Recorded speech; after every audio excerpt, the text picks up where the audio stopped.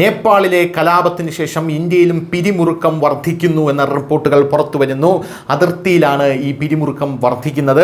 79 തടവുകാരെ ഇപ്പോൾ അതിർത്തി ചെക്ക് പോസ്റ്റുകളിൽ അറസ്റ്റ് ചെയ്തിട്ടുണ്ട്. നമുക്കറിയാം 7000 മുതൽ 10000 തടവുകാരാണ് നേപ്പാളിൽ നിന്നും ചാടിപ്പോയിരിക്കുന്നത്. ജയിലടക്കം കത്തിച്ചു കളഞ്ഞ ശേഷമാണ് ഇവർ അവിടെ നിന്നും തടവ് ചാടിയിരിക്കുന്നത്. പോരാത്തതിന് ഇവർ ഇന്ത്യയിലേക്ക് മാസ്സായിട്ട് ഒഴുകി വരുന്നു എന്ന ഇന്റലിജൻസ് റിപ്പോർട്ടും ഇപ്പോൾ ഉണ്ട്. നേപ്പാളിൽ നിൽക്കാൻ പറ്റാത്തൊരു സാഹചര്യമാണ്. ഒരു ബംഗ്ലാദേശ് മോഡൽ ഒരു കുടിയേറ്റമാണ് ഇവർ ഇന്ത്യയിലേക്ക് ഉദ്ദേശിക്കുന്നത്. കാരണം ബംഗ്ലാദേശിൽ അവിടെ കത്തിക്കുത്ത് കൊലപാതകമൊക്കെ ചെയ്ത പ്രതികൾ നിക്കക്കള്ളി ഇല്ലാതാകുമ്പോൾ അതിർത്തി വഴി ഇന്ത്യയിലേക്ക് നുഴഞ്ഞു കയറുന്ന ഒരു സാഹചര്യമുണ്ട്.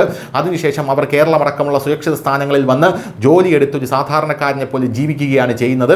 എന്തായാലും ഇത് അനുവദിക്കാൻ ഇപ്പോൾ കേന്ദ്ര സർക്കാർ ഒരുക്കമല്ല. എന്താണ് കേന്ദ്ര സർക്കാർ ഇപ്പോൾ ചെയ്യുന്നതെന്ന് നമുക്ക് നോക്കാം.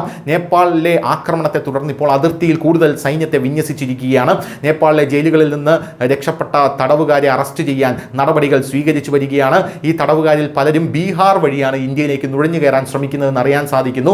കൊടും കുറ്റവാളികൾ ഉൾപ്പെടെ നിരവധി തടവുകാരെ ഇപ്പോൾ തന്നെ അതിർത്തിയിൽ നിന്ന് പിടികൂടുന്ന ഒരു കാഴ്ചയും നമുക്ക് കാണാൻ സാധിക്കുന്നുണ്ട്. ഈ സാഹചര്യം എന്തായാലും മനസ്സിൽ വെച്ചുകൊണ്ട് ബീഹാർ പോലീസ് ആസ്ഥാനം ജില്ലാ പോലീസ് സൂപ്രണ്ടുമാർക്ക് ജാഗ്രത പാലിക്കാൻ ഇപ്പോൾ നിർദ്ദേശങ്ങൾ നൽകിയിട്ടുണ്ട്. അതിർത്തിയിൽ സായുധ അതിർത്തി സേന അതായത് SSB നിരീക്ഷണവും ഇപ്പോൾ ശക്തമാക്കിയിട്ടുണ്ട്. നേപ്പാൾ ജയിലിൽ നിന്ന് രക്ഷപ്പെട്ട് ഇന്ത്യയിലേക്ക് കടന്ന 79 കൊടും കുറ്റവാളികളെ ഇപ്പോൾ പിടികൂടിയിട്ടുണ്ട് അതിർത്തിയിൽ വെച്ചെന്ന റിപ്പോർട്ടുകൾ പുറത്തു വരുന്നു. വിവിധ പോസ്റ്റുകളിൽ നിന്ന് സശസ്ത്ര സീമാബൽ അതായത് SSB ഇന്ത്യൻ പ്രദേശത്തേക്ക് കടക്കാൻ ശ്രമിക്കുന്നതിനിടെയാണ് ഇവരെ പിടികൂടിയത്.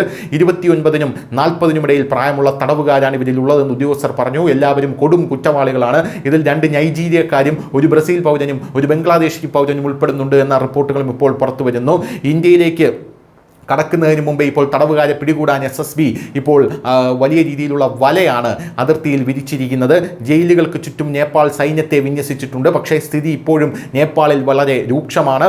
അതേസമയം ഇന്ത്യയുടെ SSB അതിൻ്റെ ഉത്തരവാദിത്തം തൃപ്തികരമായി നിറവേറ്റുകയും രക്ഷപ്പെട്ട തടവുകാരെ ഇന്ത്യയിലേക്ക് കടക്കുന്നതിന് മുമ്പ് പിടികൂടുകയും ചെയ്തു. കൂടാതെ രക്ഷപ്പെട്ട ഒരു തടവുകാരനും ഇന്ത്യൻ അതിർത്തിയിലേക്ക് പ്രവേശിക്കാൻ കഴിയാത്ത വിധം പെട്രോളിംഗും ശക്തമാക്കിയിട്ടുണ്ടെന്ന് അറിയാൻ സാധിക്കുന്നു. നേപ്പാളിലെ ഈ ജനറേഷൻ Z അതായത് ജെൻ Z പ്രസ്ഥാനം അക്രമാസക്തമായ വഴിത്തിരിവിലെത്തിയതായി ഒരു SSB ഉദ്യോഗസ്ഥൻ ഇപ്പോൾ പറയുന്നുണ്ട്. നേപ്പാളിലെ സ്ഥിതിഗതികൾ ഇന്ത്യ സസൂക്ഷ്മം നിരീക്ഷിച്ചുകൊണ്ടിരിക്കുകയാണ്. ഇതുമൂലം അവിടുത്തെ ജയിലുകളിൽ നിന്ന് രക്ഷപ്പെടാൻ എല്ലാ ആൾക്കാർക്കും എളുപ്പമായി മാറിയിരിക്കുകയാണ് ഈ പ്രക്ഷോഭം മൂലം. സുരക്ഷാ ഉദ്യോഗസ്ഥരെ ഭീഷണിപ്പെടുത്തി തടവുകാർ ജയിലിൽ നിന്ന് രക്ഷപ്പെടാൻ കഴിഞ്ഞു. എന്നാൽ ഇന്ത്യയുടെ ജാഗ്രത ഈ കുറ്റവാളികളുടെ പദ്ധതികളെ തന്നെ പരാജയപ്പെടുത്തുന്ന ഒരു കാഴ്ചയാണ് നമുക്ക് കാണാൻ സാധിക്കുന്നത്. കൂടുതൽ ജാഗരൂകരായി ഇന്ത്യൻ സൈന്യവും SSBയും നേപ്പാൾ അതിർത്തിയിലും ബീഹാർ അതിർത്തിയിലും നേപ്പാളുമായി അതിർത്തി പങ്കിടുന്ന എല്ലാ സംസ്ഥാനങ്ങളിലും വലിയ രീതിയിലുള്ള ജാഗ്രതയാണ് ഇപ്പോൾ പുലർത്തിയിരിക്കുന്നത്. News desk news India Malayalam.